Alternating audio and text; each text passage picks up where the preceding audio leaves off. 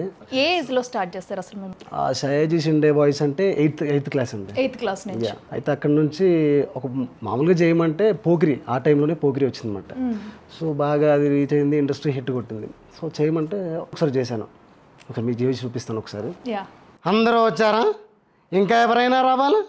టీలు టిఫిన్లు అయినా, కూల్ డ్రింక్ ఏమైనా తీసుకుంటారా? మీరు జైన్స్తో మాడే ప్రతిసారి కొంచెం వెటకరంగా మాడతారు సార్. వెటాకారం కాదు, సీరియస్. తిన్నామా, పడుకున్నామా, తెల్లారిందా, అందరూ ఇదే కాన్సెప్ట్తో బతుకుతున్నారు. నిన్న ఎవడెవడో కలుసుకొని చచ్చాడు, ఆ ఇన్ఫర్మేషన్ మాకు తెలీదు. మీరు వచ్చి నిమ్ముకును రైతుని పోలీస్ డిపార్ట్మెంట్ అని రాసేసి వెళ్ళిపోతారు. నిజానికి అక్కడ ఏం జరిగిందో మాకు తెలీదు. గాంధీ సినిమా ఇండియాలో 100 రోజులు ఆడదు. కడప కింగ్ అనితి 200 సెంటర్స్ 100 days. అంటే మీరు వైలెన్స్ ఎంకరేజ్ చేస్తున్నారా సార్? ఎవరో నువ్వు? ఉషోదయ పత్రిక సార్. లారీ ఢీ ముగ్గురిట అని హెడ్డింగ్ పెట్టింది నువ్వేనా? చచ్చి వాళ్ళ కుటుంబం అంతా ఏడుస్తూ ఉంటే నీకు ప్రాస్ కావాలా? ఎవడి ప్రెజెంటేషన్ వాడితే సరే, నేను మాట్లాడితే ఇలాగే ఉంటుంది. హెడ్లైన్స్ రాసుకోండి. ఇదన్నమాట ఫస్ట్ నేను చేసింది ఇదంతా. సో అక్కడ నుంచి చేయడం స్టార్ట్ చేశాను, మెల్లిమెల్లిగా అందరు వాయిస్లు కూడా చేయడం స్టార్ట్ చేశాను అన్నమాట. అంటే ఎవరినైనా ఇన్స్పిరేషన్గా తీసుకుని చేయడం స్టార్ట్ చేస్తారా, లేదంటే మీకు వచ్చిన థాట్ అంటే ఇంట్రెస్ట్ వాళ్ళు చేస్తారా మిమిక్రీ? లేదండి, చాలామంది ఉన్నారు కదా మిమిక్రీ ఆర్టిస్టులు, మనకు తెలిసిన వాళ్ళు కూడా ఉన్నారు. అది శుభారెడ్డి గారు కానీ వాళ్ళు ఉన్నారు కదా. సో వాళ్ళు చేస్తున్నారు కదా, ఆ ఇమిటేషన్ మిమిక్రీ చేస్తున్నారు కదా. సో మనం ఎందుకు చేయలేము అని ఒక భావంతో చేశాను అనమాట. ఓకే, అంటే మీకు స్కూల్లో ఉన్నప్పుడే గోల్ ఇదంటే మిమిక్రీ ఆర్టిస్ట్ అవ్వాలని, లేదా ఇంకేదైనా అవుదాం అనుకున్నారా? లేదండి, స్కూలింగ్ నుంచే కావాలి అని ఇదొకటి. స్కూలింగ్ తర్వాత అంటే బయట పెర్ఫార్మెన్స్ ఇవ్వడానికి ఎక్కడైనా ట్రై చేశారా? యా అండి, యాక్చువల్లీ స్కూలింగ్ అయిపోయిన తర్వాత ఇంటర్మీడియట్ నుంచే నేను ఈవెంట్స్ కానీ ఇవి చేస్తుండే అనమాట. సో దాని తర్వాత ఇంటర్మీడియట్ అయిపోయింది, చక్కగా ఫేర్వెల్ పార్టీ ఇందులో కూడా ఈవెంట్స్ కూడా కొన్ని చేస్తుండే. దాని తర్వాత బీటెక్ ఆ టైంలో చేస్తున్నాను, ఈవెంట్స్కి పిలిచేదనమాట. పిలిచేది బాగానే వెళ్ళేవాడిని. నువ్వు నీ పర్ఫార్మెన్స్ ఉంటుంది అని చెప్పేవారు. ఓకే, లాస్ట్ అన్ని పర్ఫార్మెన్స్ అయ్యేవి కానీ నన్ను పిలవకపోయేది అనమాట. అక్కడ కొంచెం బాధ అనిపించిందండి. అంటే మీకు ఫస్ట్ ఈవెంట్ ఎలా వచ్చింది? ఫస్ట్ ఈవెంట్ ఎక్కడ చేశారు?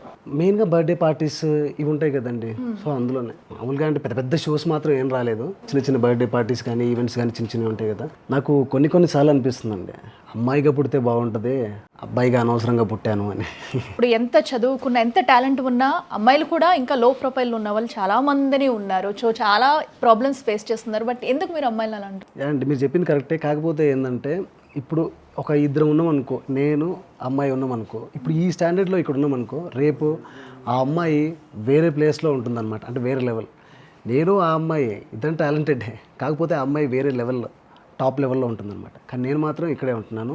ఇంకా అబ్బాయిలకి ఈ విషయం నేను గట్టిగా చెప్తున్నానండి, అబ్బాయిలకి చాలా అంటే చాలా టైం పడుతుంది. ఎంత టాలెంట్ ఉన్నా కానీ ఒక అబ్బాయి ఎదగాలంటే చాలా టైం పడుతుందండి. అదే అమ్మాయి అయితే ఈజీగా వెళ్ళిపోతారు అనమాట, ఈజీగా. సో అదే మీరు అంత కాన్ఫిడెంట్గా ఎలా చెప్తున్నారు? ఎందుకంటే ఇంకా అమ్మాయిలు కూడా టాలెంట్ ఉండి కూడా సో పైకి రాలేని వాళ్ళు ఉన్నారు. సో అబ్బాయిలను కూడా మనం చూసుకోవచ్చు, చాలా తక్కువ మంది. అమ్మాయిలు చూసుకుంటే చాలా నెంబర్స్లో చెప్పవచ్చు అంతే, కానీ అబ్బాయిల పరిస్థితి అది కాదండి.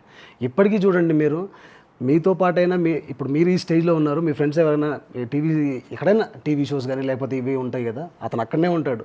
ఎంత టాలెంట్ ఓవర్గా లోపల నుంచి టాలెంట్ ఉన్నా కానీ అతను మాత్రం ఏందో మరి, కానీ వీళ్ళు మాత్రం ఎదిగిపోతుంటారు, కానీ అతను మాత్రం అక్కడనే ఉంటాడు అనమాట. సో మీరు అన్నట్టు ఎంకరేజ్మెంట్ గురించి సో చాలామంది ఇలానే అనుకుంటారు. ఎందుకంటే కొంతమందికి స్వార్థం, ఈర్ష అనేది కంపల్సరీ ఉంటుంది. ఎందుకంటే మనం ఎదగమంటే ఎదుటి వాళ్ళని తొక్కడానికి చూస్తారు చాలామంది. బట్ మీరు చెప్పినట్టు అమ్మాయిల విషయానికి వస్తే కనుక అమ్మాయిల మీద జరుగుతున్న ప్రాబ్లమ్స్, కేసెస్, అగాత్యాలు అన్నీ కూడా చూస్తున్నాం.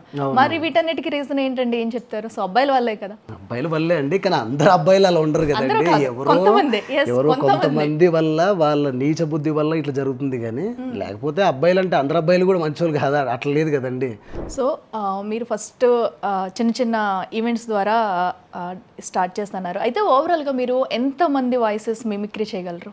యాక్చువల్లీ 35 to 40 వాయిసెస్ చేస్తానండి ఇప్పుడు.